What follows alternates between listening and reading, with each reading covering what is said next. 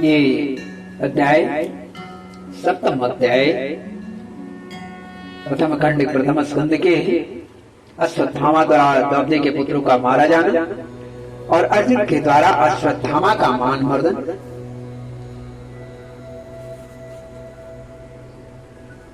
प्रभु श्री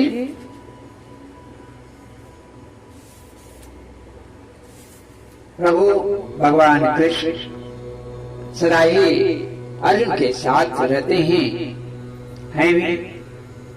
अश्वत्थामा बदले की आग से इस कदर जल रहा था। दूसरी, वह दुर्योधन को प्रिय करने के उद्देश्य से दुर्योधन के वैसा लगा कि जैसे मैं उसका बहुत नजदीकी गिनाऊंगा, ऐसा सोच करके उसने द्रौपदी के सोए हुए पुत्रों का सिर काट करके वह भेंट करने के उद्देश्य से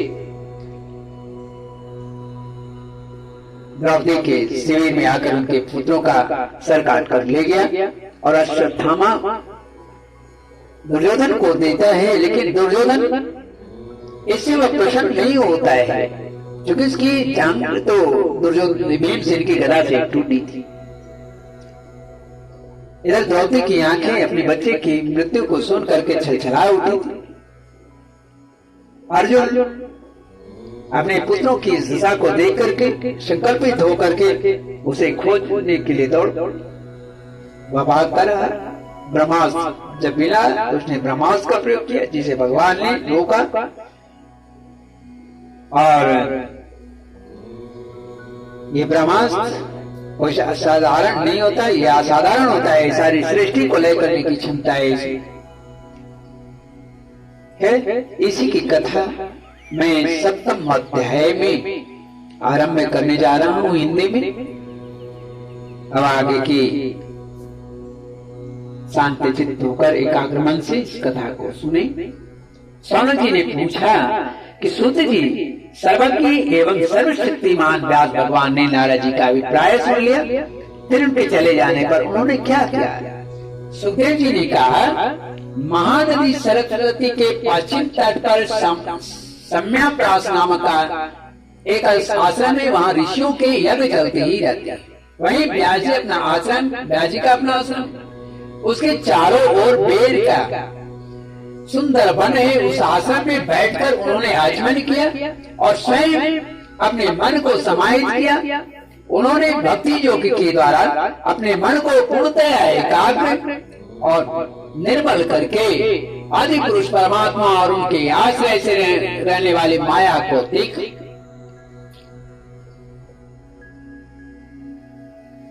इसी माया से मोहित होकर यह जीव तीनों गुणों से अतीत होने पर भी अपने को त्रिगुणात्मक मान लेता है और इस मान्यता के कारण होने वाले अनर्थों को भोगता है।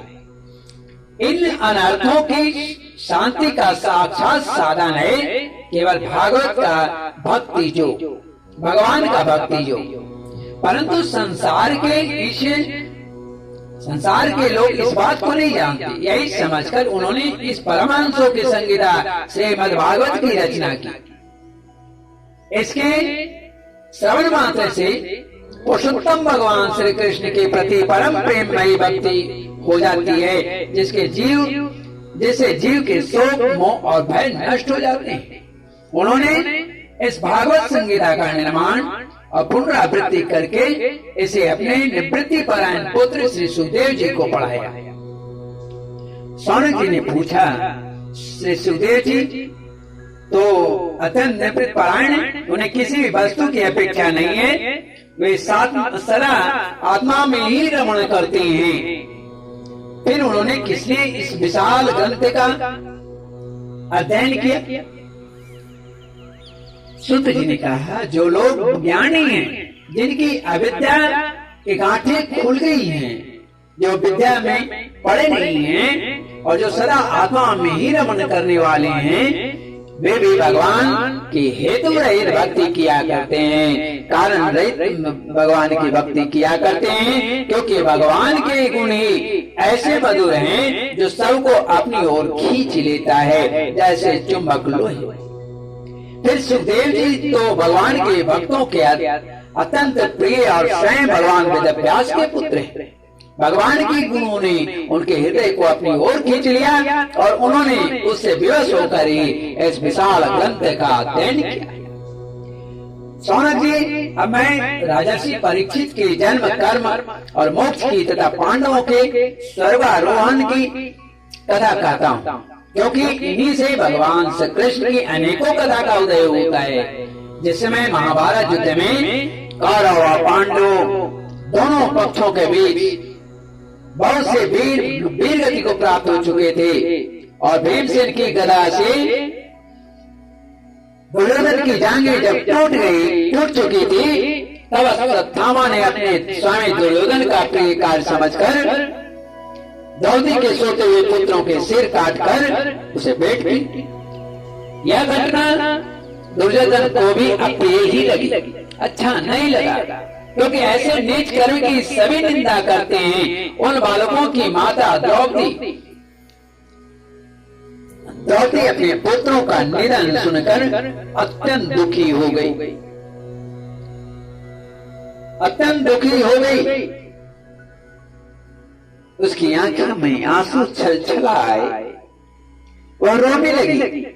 अर्जुन ने उनसे सांत्वना देते हुए कहा, कल्याणी, मैं तुम्हारे आंसू तब पोंछूंगा जब उस आताताई का अर्थ क्या है? आताताई अर्थात आग लगाने वाला, जहर देने वाला, बुरी नियत से हाथ में अस्त्र ग्रहण करने वाला, धन लूटने वाला, खेत और स्त्री को छीनने वाला, ये 6 आताताई कहलाते हैं। तो उस आताताई ब्राह्मणाधाम का शेर गांडीव धनुष के बाणों से काट कर तुम्हें भेंट करूंगा और पुत्र की अंत्येष्टि क्रिया के बाद उस पर पैर रखकर अष्टांग करूंगी।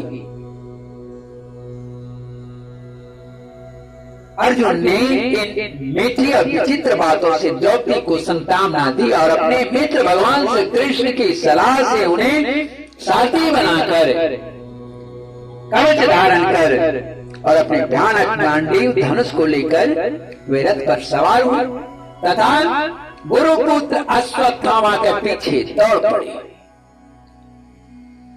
तमापतंगं सविलक्ष्य दूरात् कुमार होदीगणमना रथेन परादवत्तान परे सुरुजा यागमरुद्रभयाद्यथार्कः। बच्चों की हत्या से अश्वत्थामा का भी मन उद्विग्न हो गया था, वह भी प्रसन्न नहीं था। जब उसने दूर से देखा कि अर्जुन मेरी ओर झपटे हुए आ रहा है, तब वह अपने प्राणों की रक्षा के लिए पृथ्वी पर जहां तक भाग सकता था वह भागता रहा। रुद्र से भयभीत सूर्य की भांति, रुद्र से भयभीत सूर्य, भगवान सूर्य रुद्र से क्यों भयभीत हुए थे, तो इसके बारे में कथा प्रचलित है। शिव भक्त विंध्योन्माली दैत्य को जब सूर्य ने हरा दिया, तब सूर्य पर क्रोधित हो भगवान रुद्र जो थे तो त्रिशूल हाथ में लेकर उनकी ओर दौड़े। उस समय सूर्य भागते भागते पृथ्वी पर काशी में आकर गिरे। इसी से वहां उनका नाम जो है लोकार्क नाम पड़ा काशी में। तो इसीलिए कहा गया कि जब रुद्र से भयभीत सूर्य की भांति अश्वत्थामा भागता था, जब उसने देखा कि मेरे रथ के घोड़े थक गए हैं और मैं बिल्कुल अकेला हूँ, तब उसने अपने को बचाने का एकमात्र साधन ब्रह्मास्त्र को ही समझा। जबकि अश्वत्थामा जानता था कि मैं ब्रह्मास्त्र का प्रयोग तो कर सकता हूँ, चला तो सकता हूँ, लेकिन वापस लौटा नहीं सकता। उसे ब्रह्मास्त्र को लौटाने की विधि मालूम नहीं थी, फिर भी प्राण संकट में देखकर उसने आचमन किया, ध्यानस्थ होकर के ब्रह्मास्त्र का संधान किया। उस अस्त्र से सबों दिशाओं में एक प्रचंड तेज फैल गया, एक प्रचंड तेज फैल गया। अर्जुन ने देखा कि अब तो मेरे प्राणों पर ही आ बनी है। तब उन्होंने श्री कृष्ण से प्रार्थना की, कृष्ण कृष्ण महाबाहो भक्तानां भयंकर त्वमेको देवानां परवर्गोऽसि संसृते त्वमाद्य पुरुष साक्षादीश्वर प्रकृति पर माया वयोदस्य चिच्चक्त्या कैवल्ये स्थित आत्मनि। अर्जुन ने कहा, श्री कृष्ण तुम सच्चिदानंद स्वरूप परमात्मा हो, तुम्हारी शक्ति अनंत है, तुम्ही भक्तों को अभय देने वाले हो, जो संसार की धधकती हुई आग में जल रहे हैं, उन जीवों को उससे उबारने वाले एकमात्र तुम ही हो। तुम प्रकृति से परे रहने वाले आदि पुरुष साक्षात परमेश्वर और अपनी चित्त शक्ति स्वरूप शक्ति अर्थात से बहिरंग एवं त्रिगुणमयी माया को दूर भगाकर अपने आदि के स्वरूप में स्थित हो। वही तुम अपने प्रभाव से माया मोही जीवों के लिए धर्मादि रूप कल्याण का विधान हो। तुम्हारा यह अवतार पृथ्वी का भार हरण करने के लिए और तुम्हारे अनन्य प्रेमी भक्त जनों के निरंतर स्मरण ध्यान करने के लिए है। हे स्वयं प्रकाश स्वरूप श्री कृष्ण, हे सखे, क्या भयंकर तेज सब ओर से मेरी ओर आ रहा है, यह क्या है, कहाँ से है, क्यों आ रहा है, इसका मुझे बिल्कुल पता नहीं है, मुझे बिल्कुल ज्ञान नहीं है।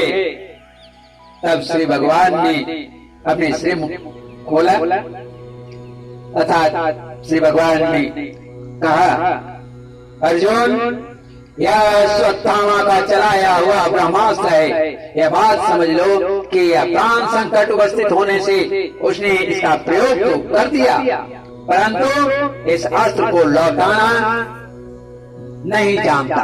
किसी भी दूसरे अस्त्र इसको दबा देने की शक्ति नहीं है, किसी भी दूसरे अस्त्र में इसको दबा देने का शक्ति नहीं है। तुम शास्त्रास्त्र विद्याओं को भली भांति जानते ही हो, अतः ब्रह्मास्त्र के तेज से ही इस ब्रह्मास्त्र की प्रचंड आग को बुझा दो। सुध जी कहते हैं, अर्जुन विपक्षी वीरों को मारने में बड़े प्रवीण थे। भगवान की बात सुनकर उन्होंने आचमन किया और भगवान की परिक्रमा करके ब्रह्मास्त्र के निवारण के लिए ब्रह्मास्त्र का ही संधान किया। बाणों से वेष्टित उन दोनों ब्रह्मास्त्रों के तेज प्रलयकालीन सूर्य एवं अग्नि के समान आपस में टकराकर सारे आकाश और दिशाओं में फैल गए और बढ़ने लगे। तीनों लोगों को जलाने वाली उन दोनों अस्त्रों की बढ़ी हुई लपटों से प्रजा जलने लगी और तब उसे देखकर सबने यही समझा कि यह प्रलय काल के संवर्तक अग्नि है। याद रखिएगा, प्रलय काल की अग्नि का नाम संवर्तक अग्नि है। इस आग से प्रजा का और लोगों का नाश होते देखकर भगवान की अनुमति से अर्जुन ने उन दोनों को ही लौटा लिया। अर्जुन की आंखें क्रोध से लाल लाल हो रही थी। उन्होंने झपटकर उस क्रूर अश्वत्थामा को पकड़ लिया, जैसे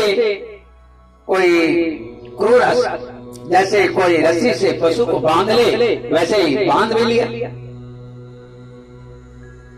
अश्वत्थामा को बलपूर्वक बांधकर अर्जुन ने जब शिविर की ओर ले जाना चाहा, तब उनसे कमल नयन भगवान श्री कृष्ण ने कुपित होकर कहा, अर्जुन, इस ब्रह्माधम को छोड़ना ठीक नहीं है, इसको तो मार डालो। इसने रात में सोए निरपराध बालक की हत्या की।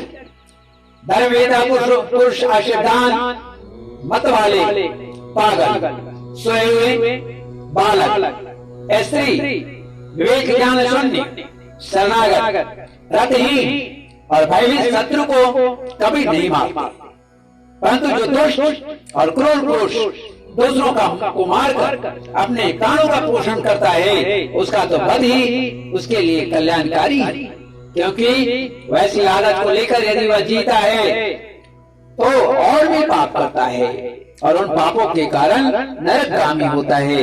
फिर मेरे सामने ही तुमने द्रौपदी से प्रतिज्ञा की थी कि मानवती, जिसने तुम्हारे पुत्रों को वध किया है उसका सिर मैं उतार लाऊंगा।